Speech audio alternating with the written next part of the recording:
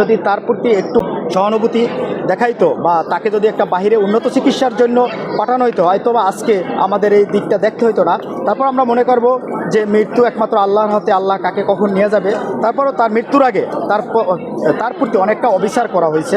এবং আমরা একটা জিনিস দেখতে পারছি যে দেশনেত্রী বেগম খালেদা জিয়ার যে বক্তব্যটা ছিল যে এই দেশ এবং দেশের মানুষ ছাড়া দেশের বাহিরে আমার কোনো ঠিকানা নাই, এটাই আসলে মানুষ তার এই বক্তব্যের কারণে ভালোবাসার সিক্ত হয়ে তাকে মৃত্যুবরণ করার পর তারপর থেকেই কিন্তু দেখেন বাংলাদেশে একটা শোকের ছায়া প্রত্যেকটা মানুষের দল মত ধর্ম বর্ণ নির্বিশেষে সকলের মাঝেই কিন্তু একটা শোকের ছায়া বয়ে যাচ্ছে, যেখানে কিন্তু দলের বাহিরেও অনেকে এই দেশনেত্রী বেগম খালেদা জিয়ার জন্য দোয়া করছেন যে আল্লাহ তাকে জান্নাতুল উচ্চ মাকাম দান করেন। এবং আমরাও এই দলের জন্য বিগত দিনে আন্দোলন সংগ্রাম করেছি।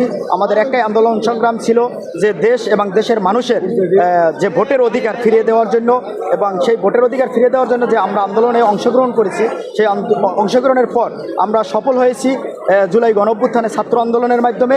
কিন্তু আজ আমরা এই সুখের দিনে যে একটা বাংলাদেশে একটা সুন্দর নিরাপদ বা দ্বিতীয় স্বাধীন বাংলাদেশ পেয়েছি, কিন্তু দেশনেত্রী বেগম খালেদা জিয়াকে হারিয়ে আমরা অনেকটা শোকাহত।